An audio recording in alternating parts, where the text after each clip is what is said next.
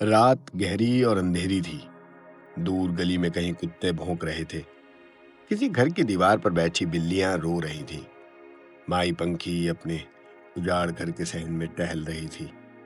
صحن میں مکمل تاریکی تھی، لیکن مائی پنکھی بڑے اطمینان سے یہاں سے وہاں تک ٹہل رہی تھی جیسے صحن خوب روشن ہو۔ رات کا 1 بجا تھا۔ مائی پنکھی کے ٹہلنے کے عمل سے ظاہر ہوتا تھا کہ اسے کسی کا انتظار ہے۔ انجو، مائی پنکھی نے کالے منہ کی سفید بلی کو آواز لگائی۔ بلی صحن میں پڑی چارپائی پر آرام سے لیٹی سو رہی تھی۔ مائی پنکھی کی آواز لگاتے ہی وہ اس طرح چونک کر اٹھی جیسے اس کی آواز کا انتظار کر رہی ہو۔ اس نے چارپائی پر کھڑے ہو کر ایک بھرپور انگڑائی لی اور کود کر مائی پنکھی کے پاس پہنچ کر اس کے قدموں میں لپٹ گئی۔ مائی پنکھی نے سفید بلی کو یہ کرتا دیکھ ڈانٹا، او کرمو جلی، کیا مجھے گرائے گی؟ جواب میں بلی اس کے ساتھ ساتھ چلنے لگی۔ مائی پنکھی بولی، انجو، تو اوپر چھت پر چلی جا اور اس وقت تک نیچے مت آنا جب تک میں تجھے آواز نہ دوں۔ بلی نے فوراً اس کی ہدایت پر عمل کیا۔ پہلے وہ چارپائی پر چڑھی، وہاں سے دیوار پر چھلانگ لگائی اور دوڑتی ہوئی دیوار سے نیچے چھت پر اتر گئی۔ بلی کے جاتے ہی کسی نے دروازہ بجایا۔ مائی پنکھی نے آواز لگائی، اچھا، آتی ہوں۔ مائی پنکھی نے دروازے پر پہنچ کر پیر سے پتھر کو سرکایا۔ پتھر کے سرکتے ہی کیواڑ کھل گیا اور ایک شخص اندر کو آ گیا۔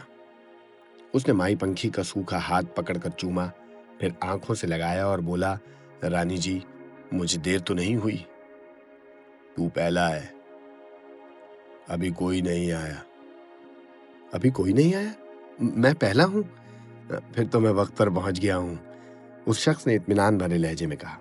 مائی پنکھی نے خشک لہجے میں پوچھا، او ٹوپی ڈرامے، تیرا نام کیا ہے؟ یہ سوال سن کر وہ شخص پریشان ہو گیا اور پریشان ہو کر بولا، میرا نام شکو حلوائی ہے رانی جی، آپ میرا نام بھول گئی؟ تو لڈو بیچتا بیچتا ادھر کہاں نکلا؟ مائی پنکھی نے اس کے احتجاج پر کوئی توجہ نہ دی۔ رانی جی، مجھے بڑا شوق ہے یہ کام سیکھنے کا۔ اچھا، چل پھر جھاڑو لگا، مائی پنکھی نے اسے حکم دیا۔ ٹھیک ہے رانی جی، جو حکم آپ کا، میں جھاڑو لگا دیتا ہوں، مگر جھاڑو نظر نہیں آ رہی، کدھر ہے؟ شکو حلوائی نے اندھیرے میں ادھر ادھر دیکھتے ہوئے کہا۔ اندھے، ادھر دیکھ، کونے میں رکھی ہے، مائی پنکھی نے ڈانٹا تو اس کی آنکھیں کھل گئیں۔ کونے میں رکھی جھاڑو اسے صاف صاف دکھائی دینے لگی۔ تیزی سے آگے بڑھ کر اس نے جھاڑو اٹھائی اور جلدی جلدی صحن میں جھاڑو لگانے لگا۔ مائی پنکھی چارپائی پر بیٹھ گئی۔ تاریک رات، صحن میں گھور اندھیرا اور اس میں دی جانے والی جھاڑو کی کھس کھس، عجب فضا تھی اس وقت گھر کی۔ ابھی جھاڑو دی جا رہی تھی کہ ایک اور شخص گھر کے کھلے دروازے سے اندر داخل ہوا۔ ایک نعرہ مستانہ لگایا، رانی جی کی جے ہو، رانی جی کی جے ہو۔ مائی پنکھی نے اسے دیکھتے ہی فوراً اسے حکم دے دیا، او گرومل، چل چھڑکاؤ کر جلدی۔ گرومل تیز تیز چلتا مائی پنکھی کے پاس پہنچا، اس کے پاؤں چھوئے اور پھر نلکے کی طرف بڑھا۔ اس نے پورا نلکا کھول کر بالٹی میں پانی بھرا۔ اتنی دیر میں شکو حلوائی نے اپنی جھاڑو مکمل کر لی تھی۔ جھاڑو مکمل کر کے اس نے جھاڑو جہاں سے اٹھائی تھی وہاں رکھی اور چارپائی کے ایک پائے کے ساتھ آ کر بیٹھ گیا۔ گرومل نے ابھی ڈونگے سے صحن میں چھڑکاؤ شروع کیا تھا کہ صحن میں چھن چھن کی آواز آنے لگی۔ چھن چھن کی آواز سنتے ہی مائی پنکھی نے دروازے کی طرف دیکھا اور کہا، رنکل آ گئی۔ رنکل پاؤں میں بندے گھنگرو چھنکاتی ہوئی اندر آ گئی تھی۔ وہ کالے کپڑوں میں ملبوس تھی۔ صحن میں اندھیرا ہونے کے باوجود وہ اطمینان سے چلتی ہوئی مائی پنکھی کے پاس آ پہنچی۔ اس نے مائی پنکھی کے گھٹنوں کو ہاتھ لگایا اور خاموشی سے چارپائی کے پاس بیٹھ گئی۔ رنکل کے آتے ہی گورومل نے چھڑکاؤ روک دیا۔ اس نے چارپائی پر بیٹھتے ہی پھر سے اپنا کام شروع کر دیا۔ پورا صحن گیلا کرنے کے بعد گورومل شکو حلوائی کے برابر اینٹوں کے فرش پر آ کر بیٹھ گیا۔ اس نے زمین کے گیلے ہونے کی بھی پرواہ نہ کی۔ رنکل مائی پنکھی سے مخاطب ہوئی تو رنکل نے اس کی طرف آنکھیں اٹھائی، بولی کچھ نہیں، جا رسوئی میں جا کر جل مسان دیکھ لے۔ میں نے چڑھایا تو دیا تھا، مائی پنکھی نے اسے ہدایت دی۔ رنکل ایک لفظ بولے بغیر باورچی خانے کی طرف بڑھ گئی۔ چولہے پر مٹی کی ہنڈیاں چڑھی ہوئی تھی، آگ روشن تھی، لکڑیوں سے نکلنے والے شعلے ہنڈیا کو اوپر تک اپنی لپیٹ میں لیے ہوئے تھے۔ رنکل نے لکڑیاں باہر کھینچ کر آگ قابو میں کی، کپڑے سے پکڑ کر ہنڈیا پر رکھے ڈھکن کو اٹھایا۔ ڈھکن کو اٹھاتے ہی بدبو کا شدید بھپکا برآمد ہوا۔ رنکل نے گہری سانس لے کر اسے خوشبو کی طرح اپنے اندر اتارا اور وہیں سے بولی، رانی جی، یہ جل پک کر تیار ہو گیا ہے۔ اچھا، تو پھر آگ کو بجھا دے، مائی پنکھی نے اسے جواب دیا اور پھر مڑ کر گورومل کو دیکھا اور اس سے مخاطب ہو کر بولا، گورومل، وہ تیری لگی سگی نہیں آئی؟ رانی جی، سریلی کی بات کر رہی ہیں آپ؟ گورومل نے بڑے اطمینان سے پوچھا۔ ہاں، اسی کی بات کر رہی ہوں۔ وہ میری لگی سگی کب ہے؟ بہت تیرا کوشش کرتا ہوں پر وہ گھاس ہی نہیں ڈالتی۔ گورومل کے لہجے میں بڑی حسرت تھی۔ رانی جی، اب آپ ہی کچھ کمال کر دیں۔ گورو، وہ بہت ہائی پاور کی عورت ہے، وہ تیرے بس کی نہیں ہے، مائی پنکھی نے ہنس کر جواب دیا۔ اس سے قبل کہ گورو کوئی جواب دیتا، سریلی اندر داخل ہو گئی۔ سریلی کا اصل نام عذرا ڈیوڈ تھا۔ اس کی آواز بہت اچھی تھی، اس لیے مائی پنکھی اسے سریلی کہتی تھی۔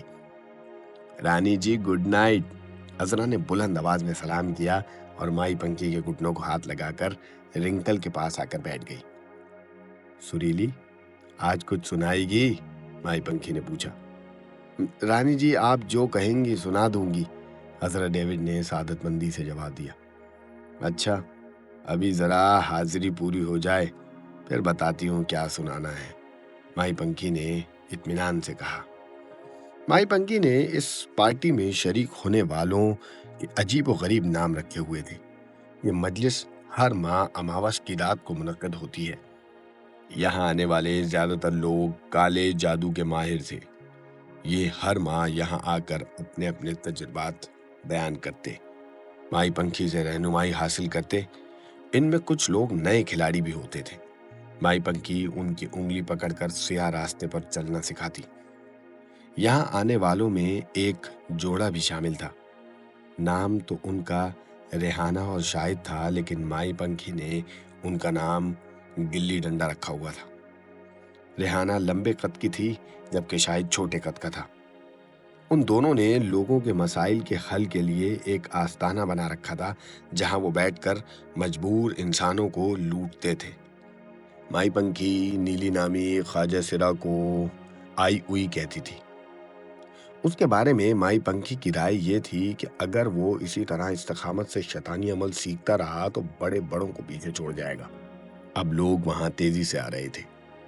گلی ڈنڈا، آئی اوئی، اندھیری رات، ٹھمک چھلو اور نہ جانے کون کون۔ یہاں آنے والوں پر کوئی پابندی نہ تھی۔ پرانے لوگوں کے ساتھ نئے لوگ بھی آ جاتے تھے۔ دیکھتے ہی دیکھتے مکروہ چہروں سے پورا صحن بھر گیا۔ مائی پنکھی نے دروازہ بند کرنے کا حکم دیا۔ گورومل اٹھا، اس نے دروازہ بند کر کے پتھر لگا دیا اور اپنی جگہ پر آ کر بیٹھ گیا۔ مائی پنکھی کے اشارے پر رنکل اٹھی۔ اس نے ڈونگے میں جل مسان بھر کر عذرا ڈیوڈ کے ہاتھ میں دے دیا۔ عذرا نے وہاں موجود ہر شخص کو ایک ایک گھونٹ پلانا شروع کر دیا۔ اس بدبودار مشروب کو جو بھی پیتا اس کے اندر کا شیطان جاگ اٹھتا تھا۔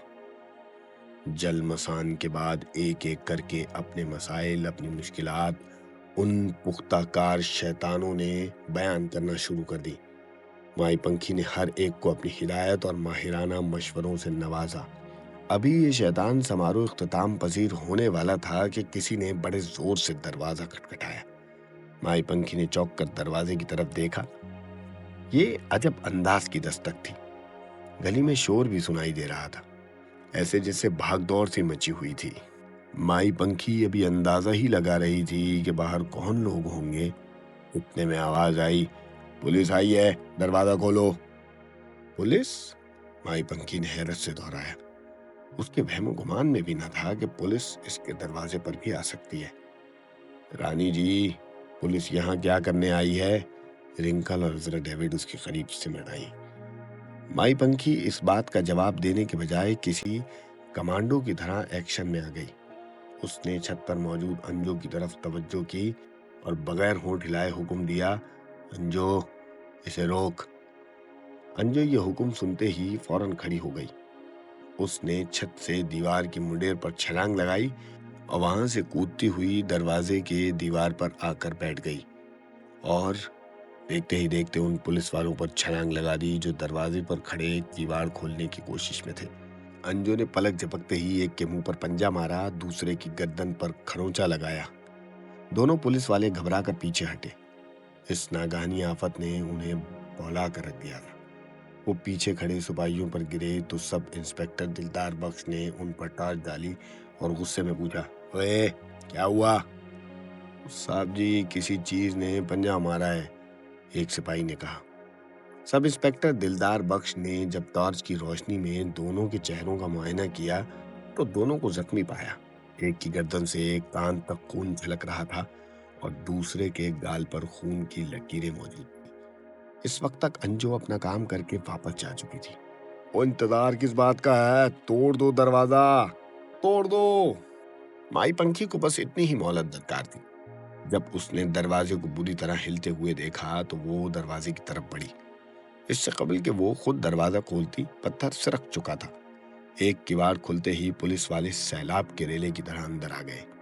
دروازے کے سامنے مائی پنکھی کسی مجسمے کی طرح کھڑی تھی۔ گھپ اندھیرے میں مائی پنکھی کے چہرے پر روشنی پڑی تو چند لمحوں کے لیے دلدار کی سمجھ میں نہیں آیا کہ اس کے سامنے کون کھڑا ہے۔ کالے لباس میں مائی پنکھی اندھیرے کا حصہ تھی، پھر اس کی آنکھوں میں ایسی چمک تھی جو سامنے والے کو خوف میں مبتلا کر دیتی تھی۔ اوے رب نواز، وہ دیکھ کوئی جانے نہ پائے یہاں سے، دلدار نے چلا کر کہا۔ او سر جی فکر ناٹ، آپ بالکل ٹینشن نہیں لیں، میں ایک کو ادھر لینا ہے۔ یہ کہتے ہوئے رب نواز اپنے چہرے پہ ہونے والی جلن کی پرواہ کیے بغیر آگے کو بڑھا۔ ادھر دوسری طرف دلدار بخش مائی پنکھی کا جائزہ لینے لگا۔ یہ مکان تھا ہی کتنا بڑا۔ 2-4 منٹ کے بعد ہی رب نواز پورے مکان کی تلاشی لے کر واپس آ گیا اور بولا، او سر جی گھر میں تو چڑیا کا بچہ بھی نہیں ہے۔ اور یار یہ کیسے ہو سکتا ہے؟ دلدار بخش نے مائی پنکھی کے چہرے پر ٹارچ ڈالتے ہوئے کہا۔ او کالی مائی، کدھر گئے جواری؟ وہ ہمیں پتہ چلا ہے کہ تو جوئے کا اڈا چلاتی ہے۔ مائی پنکھی نے یہ الزام سن کر بڑی بردباری سے جواب دیا، او کاکا تمہیں غلط فہمی ہوئی ہے، میں اس گھر میں اکیلی رہتی ہوں، تو ذرا میری عمر دیکھ اور اپنا الزام دیکھ۔ دلدار بخش نے ایک مرتبہ پھر اس کو اوپر سے لے کے نیچے تک دیکھا، اس کا جائزہ لیا۔ اس نے بڑے مجرم دیکھے تھے لیکن مائی پنکھی اس کے گلے سے نہیں اتر رہی تھی۔ وہ رب نواز سے مخاطب ہوا، اور تو ذرا اس کالی مائی کا دھیان رکھ، میں خود گھر کا جائزہ لیتا ہوں۔ دلدار بخش نے گھر کا چپا چپا دیکھ ڈالا لیکن گھر میں بندہ بشر تو دور کی بات کوئی مشکوک چیز بھی نہیں ملی۔ سارے گھر کی تلاشی لینے کے بعد دلدار بخش باہر کو آیا اور مائی پنکھی کے سامنے کھڑے ہو کر اپنے ماتحت رب نواز سے مخاطب ہو کر بولا، رب نواز اور تمہاری رپورٹ نہ کچی نکلی ہے۔ اور سر جی میری رپورٹ تو بالکل پکی تھی، رب نواز نے پورے اعتماد سے کہا، اور یہاں مشکوک لوگوں کا آنا جانا ہے، پکی رپورٹ ہے سر جی۔ اور چلو پھر اٹھاؤ اس مائی کو، تھانے لے چلو، کسی سے پوچھ تاچھ کریں گے۔ دلدار بخش نے حکم دیتے ہوئے باہر کی طرف قدم بڑھایا۔ رب نواز نے حکم کی تعمیل کرتے ہوئے مائی پنکھی کو حکم دیا، اور چل مائی چل میرے ساتھ باہر کو چل۔ مائی پنکھی نے پوچھا، میرا کیا قصور ہے؟ اور اپنا قصور تو خود ہی بتائے گی تھانے چل کر۔ پتہ نہیں تجھے اس بڑھاپے میں کیا سوجی ہے جو تو نے جوئے کا اڈا چلانے کی سوچ لی۔ رب نواز نے اس کی کلائی زور سے پکڑی اور کھینچتا ہوا باہر کو لے گیا۔ مائی پنکھی نے اپنا ہاتھ چھڑاتے ہوئے کہا، کاکا میرا ہاتھ چھوڑ دے، دیکھ میری بات سن۔ او مائی سنوں گا، او تیری بات نہیں سنوں گا تو کس کی سنوں گا، مگر اب تیری بات نہ میں تھانے چل کر ہی سنوں گا۔ رب نواز نے اس کی کلائی پکڑے दरवाजे तक उसे ले आया। माई पंखी ने अपनी कलाई छुड़ाने की कोशिश की और चीख कर बोली, 1 मिनट मेरी बात तो सुन ले। चल बोल बोल, कुछ पैसे वैसे की पेशकश करना चाहती है तो कर दे। रबनवाज हंस कर बोला, नहीं, मैं तुझे एक ऐसी बात बताना चाहती हूं जिसे सुनकर तेरी सिट्टी गुम हो जाएगी। तेरी रिपोर्ट तो कच्ची निकली, अब तू मुझसे अपने बारे में पक्की रिपोर्ट सुन ले। माई पंखी ने ये बात कुछ इस अंदाज में कही कि दिलदार बख्श गाड़ी में बैठता बैठता रुक गया, वापस पलट आया। हैं? और माई, तू तो पुलिस वालों की भी बाप निकली। और अब नवाज, और जरा इसकी रिपोर्ट तो सुन ले, अगर पक्की निकले तो इसे अपना मुखबर बना लेना। दिलदार बख्श तफरीही मूड में आ गया। और ठीक है सर जी, बोल भाई बोल बुढ़िया, बोल क्या बताना चाहती है, झट से बता दे, अपनी रिपोर्ट पेश कर फटाफट। पहले मेरा हाथ छोड़, माई पंखी ने गुस्से में आकर कहा। और ये ले, छोड़ दिया तेरा हाथ, पर भागने की कोशिश मत करना। मैं बुढ़िया कहाँ भागूंगी, ये मेरे भागने की उम्र है क्या? कैसी बातें कर रहे हो रबनवाज? वहां दूसरी तरफ दिलदार बख्श ने झट से मुदाखलत की और बोला, अच्छा माई, हमारा वक्त जाया ना कर, जो बोलना है जल्दी जल्दी बोल दे। तुम्हारी 2 बीवियां हैं ना? माई पंखी ने रबनवाज से पूछा। हाँ हैं, तो इस बारे में तो सारी दुनिया जानती है।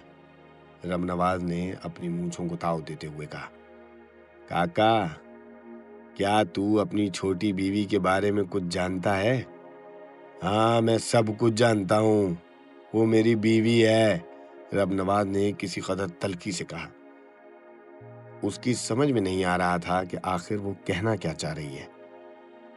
और तेरी छोटी बीवी के बारे में मैं जो कुछ बताना चाहती हूँ, क्या वो इन सब के सामने बता दूं या अकेले में सुनेगा?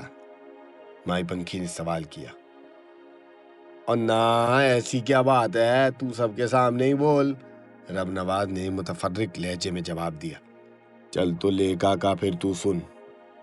तेरी बीवी का नाम तबस्सुम है, तूने उसे धर्मपुरे में रखा हुआ है। शादी को 1 साल हुआ है, वो तन्हा रहती है। शादी की है तो उसके साथ रह, तन्हाई उसके लिए जहर है, उसके अंदर आग भरी है। बाज औरतें सिर्फ शरीर होती हैं, जिस्म होती हैं, हर वक्त शोलों में घिरी रहती हैं काका। एक पूरा फायर ब्रिगेड भी उनकी आग नहीं बुझा सकता। सबसे पहले तू उधर जा और जाकर देख कि वो इस वक्त क्या कर रही है। मेरी शक्ल क्या देख रहा है? अब क्या पड़ोस में रहने वाले उस लड़के का नाम भी बताऊं? चल बताए देती हूँ, फैयाज है उसका नाम। माई पंखी इतना कहकर खामोश हो गई। उसके इस इंकिशाफ ने एएसआई रबनवाज के तन बदन में आग लगा दी थी। उतने लोगों के सामने उसकी सख्त तौहीन हुई थी। वो भिन्ना कर बोला, और सर जी, आप इस बुढ़िया को लेकर थाने चले, मैं जरा घर का चक्कर लगा कर आता हूँ। अगर इसकी रिपोर्ट कच्ची निकली तो फिर मैं थाने आकर इसका गला दबा दूंगा। ओए ओए ओए रबनवाज, ओ बस कर जा, तू भी किसके चक्कर में आ रहा है? और ये बुढ़िया मुझे 1 नंबर की चुड़ैल लगती है। दिलदार बख्श ने उसे समझाने की कोशिश की, लेकिन वो समझा नहीं, समझ भी नहीं सकता था। माई पंखी ने जो बातें की थी वो 100% सही थी, बस अब उसकी आखिरी बात की तस्दीक बाकी थी, लिहाजा वो रुका नहीं। उसने मोटरसाइकिल दबाई और तफ्तीश पर निकल गया। चल माई, तू तो अंदर बैठ, दिलदार बख्श ने रबनवाज के जाने के बाद कहा। तूने खुद को मुश्किल में डाल दिया है, क्या जरूरत थी रबनवाज को वो सारी बातें बताने की? माई पंखी ने कोई जवाब नहीं दिया, वो खामोशी से उसके साथ चल दी। दिलदार बख्श को उस बुढ़िया ने मकबसे में डाल दिया था। रबनवाज की रिपोर्ट के मुताबिक माई पंखी के घर में 20-25 آدمی موجود ہونے چاہیے تھے، لیکن یہاں سے چڑیا کا بچہ بھی برآمد نہیں ہوا تھا۔ اگر وہ اس گھر میں موجود تھے تو وہ کہاں غائب ہو گئے؟ یا پھر رپورٹ غلط تھی، لیکن رب نواز اپنی رپورٹ پر بالکل پکا تھا۔ تھانے پہنچ کر دلدار بخش نے اسے 2 سپاہیوں کی تحویل میں دیا کہ اسے کمرے میں بٹھائیں اور نگرانی رکھیں۔ پھر وہ اپنے کام نپٹا کر اس کمرے میں آیا جہاں مائی پنکی بیٹھی تھی۔ کمرے کی روشنی میں دلدار نے مائی پنکی کو اوپر سے نیچے تک بغور دیکھا۔ مائی پنکی کے چہرے پر اسے کوئی گھبراہٹ یا پریشانی نظر نہیں آئی۔ وہ اس سے کوئی سوال کرنے والا تھا کہ مائی پنکی نے پہل کر دی۔ وہ بولی، کاکا تو مجھے یہاں کیوں لایا ہے؟ او بڑھیا، ہمیں تیرے خلاف رپورٹ ملی تھی۔ میں تجھے بتا چکا ہوں تیرے گھر میں مشکوک لوگوں کا آنا جانا ہے۔ اس وقت بھی آدمیوں کی موجودگی کی مخبری ہوئی تھی۔ کیا وہ لوگ ہمارے آنے سے پہلے جا چکے تھے؟ اور کیا تجھے پولیس کی آمد کی اطلاع ہو گئی تھی؟ دلدار بخش نے بے چینی سے سوال کیا۔ کاکا تیرے لوگوں نے اور خود تو نے بھی میرے پورے گھر کی تلاشی لی، پورا کا پورا گھر چھان مارا۔ میرے گھر میں کوئی ہوتا تو ملتا نا۔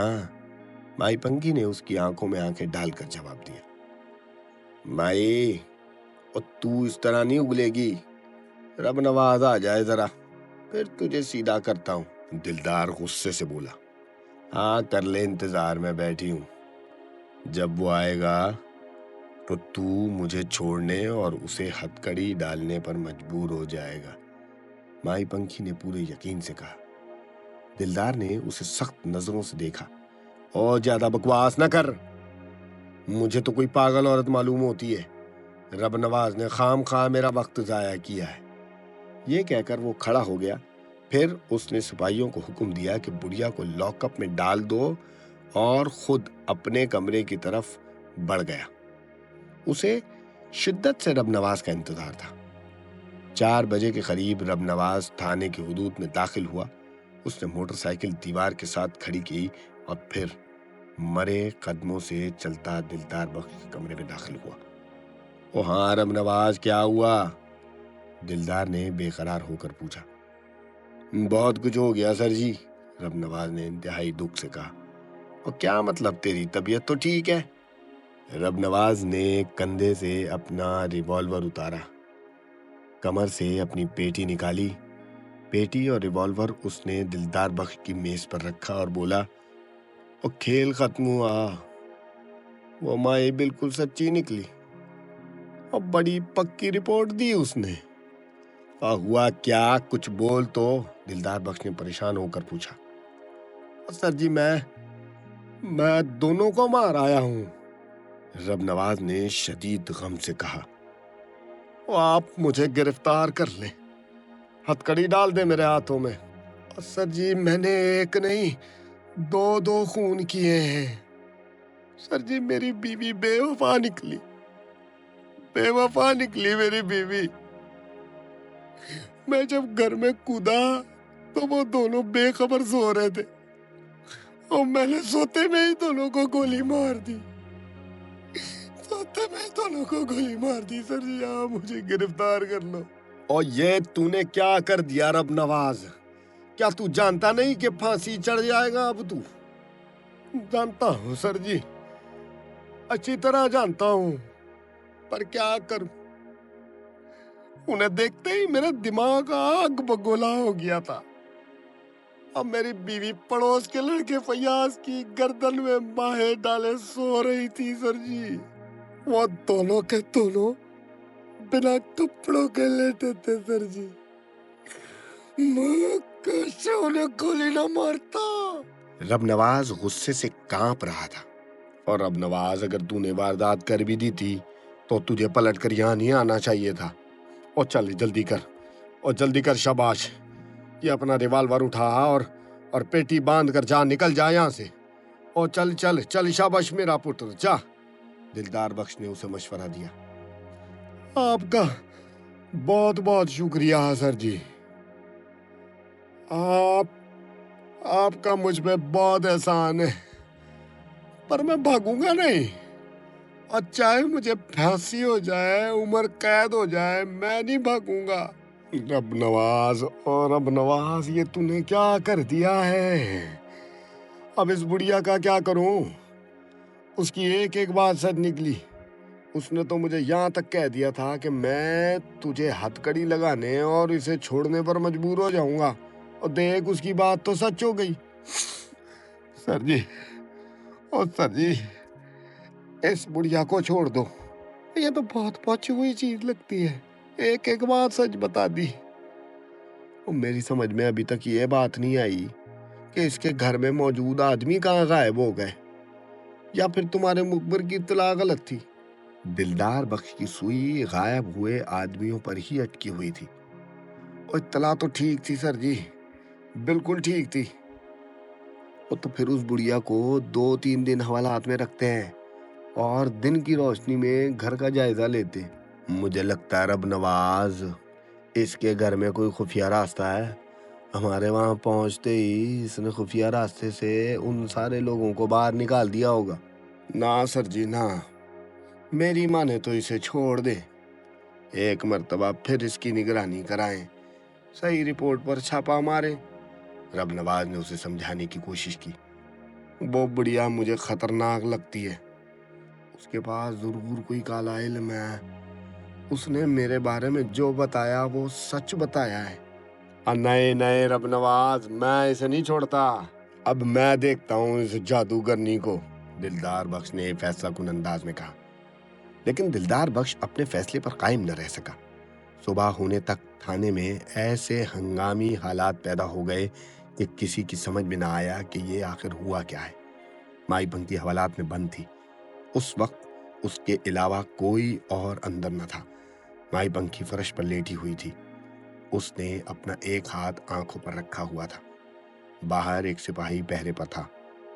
اجالا پھیلتے ہی کبوں کے چیخنے کی آوازیں آنی شروع ہو گئیں۔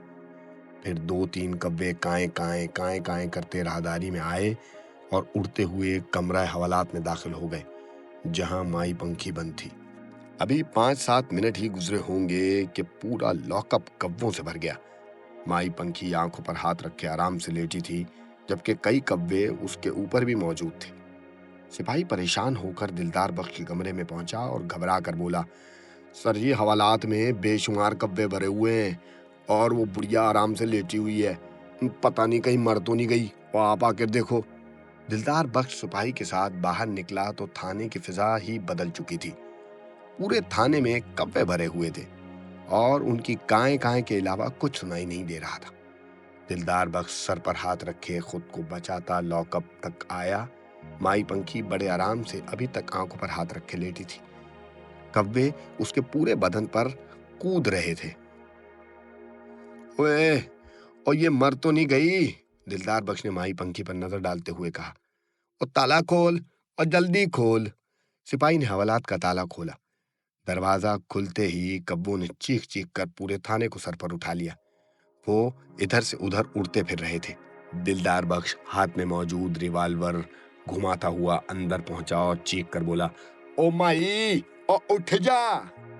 مائی پنکھی نے اچانک اپنی آنکھوں سے ہاتھ اٹھایا اور اس طرح اٹھ کر بیٹھ گئی جیسے وہ اس کی آمد کی منتظر تھی۔ اس نے اپنی سرخ آنکھوں سے دلدار بخش کو دیکھا اور اٹھ کر کھڑی ہو گئی۔ اور یہ کیا مصیبت ہے؟ یہ کبے کہاں سے آ گئے؟ دلدار بخش نے چیخ کر بولا۔ کاکا، مجھے کیا معلوم، تو ان سے ہی پوچھ لے۔ مائی پنکھی نے حوالات کے دروازے کی طرف قدم بڑھاتے ہوئے کہا۔ کیا اب میں جاؤں؟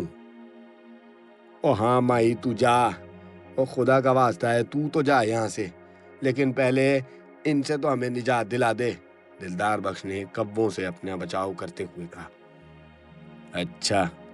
مائی پنکھی نے راہداری میں کھڑے ہو کر اوپر کی طرف دیکھا اور بولی، بس بگا، انہیں لے جا۔ مائی پنکھی کے اتنا کہنے کے بعد مشکل سے 2-3 منٹ لگے ہوں گے کہ تھانے کی فضا یکدم صاف ہو گئی۔ وہاں کوئی کبا رہا ہے نہ کوئی کبے کا بچہ۔ یہ دیکھ کر دلدار بخش حیران ہو گیا تھا اور مائی پنکھی اپنے گھر کی طرف چل پڑی۔ گھر پہنچ کر اس نے کیا کیا ہوگا؟ گزشتہ رات وہ سارے لوگ ایک دم سے کہاں غائب ہو گئے تھے؟ یہ ساری باتیں اگلے حصے میں ہم ضرور جان لیں گے۔ کل پھر اسی وقت میں اس کہانی کا اگلا حصہ لے کر آپ کے سامنے حاضر ہو جاؤں گا۔ اس وقت تک کے لیے میرے چینل کو ضرور سبسکرائب کیجیے گا، میرے ویڈیو کو لائک کیجیے، اپنے دوستوں کے ساتھ شیئر کیجیے، کامنٹ کر کے فیڈ بیک ضرور دیجیے گا۔ اپنے آس پاس کے لوگوں کا ڈھیر سارا خیال رکھیں اور آپس میں پیار بانٹتے رہیں۔ مجھے اپنی ڈھیر ساری دعاؤں میں یاد رکھیے گا۔ اللہ حافظ۔